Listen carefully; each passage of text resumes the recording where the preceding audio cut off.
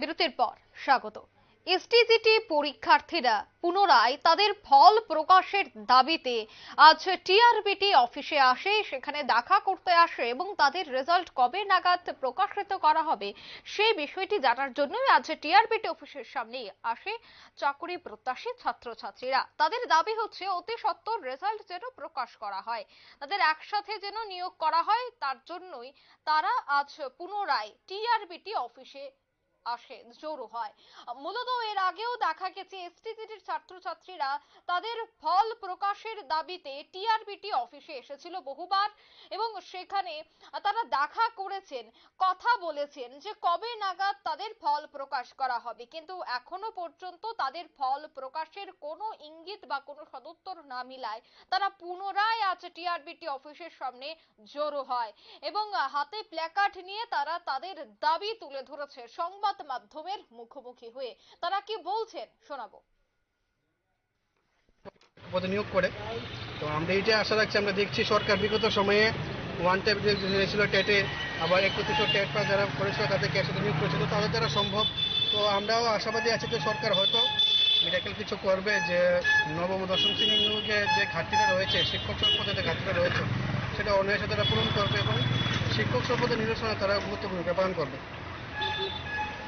আমরা এসেছি 2022 সালে যে এসটিজিটি এক্সাম হয়েছিল, এটার এখনও রেজাল্ট পাবলিশ হয়নি এবং প্রক্রিয়া এখনও সম্পন্ন হয়নি এবং আমাদের কিছু ভাই বোনরা ভিতরে গিয়েছে জানার জন্য কী কারণে এত দেরি হচ্ছে। যতদিন পর্যন্ত আমরা স্পষ্টীকরণ না পাচ্ছি আমরা আসতেই থাকবো এবং ত্রিপুরা মুখ্যমন্ত্রী, শিক্ষা দপ্তর এবং অন্যান্য মন্ত্রীবর্গের কাছে আমাদের বিনম্র নিবেদন যাতে আমাদেরকে এসটিজিটি উত্তীর্ণ হয়েছে সব ভাই বোনকে যাতে একসাথে নিয়োগ করেন এবং স্কুলের যে নবম এবং দশম শ্রেণীর যে শিক্ষক স্বল্পতা রয়েছে এটা কিছুটা হলেও তো কাটিয়ে উঠতে পারবে এবং আমাদের যে নিয়োগ প্রক্রিয়া যে এত ধীর গতিতে চলছে এটা যাতে অতি তাড়াতাড়ি যাতে সম্পন্ন হয়।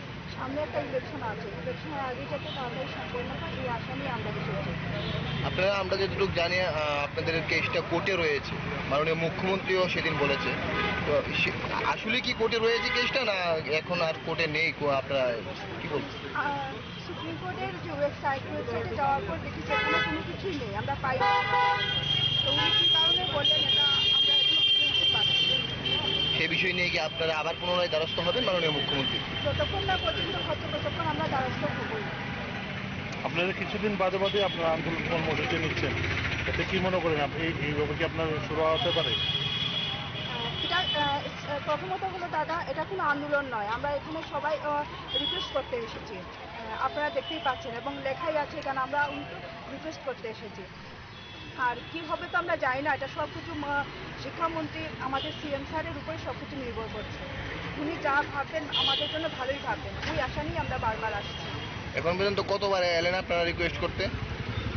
17 মাস তো হলো, 17 মাসে প্রায় 20 বারের উপর তো হবেই, 20-30 বার তো হবেই আমরা এসেছি।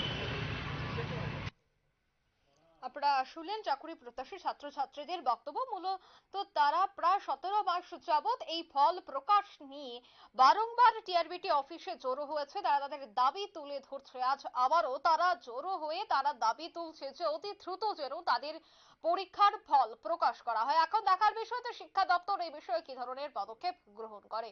নিয়ে নিচ্ছে ছোট্ট একটি বিজ্ঞাপন বিরতির সঙ্গে থাকুন।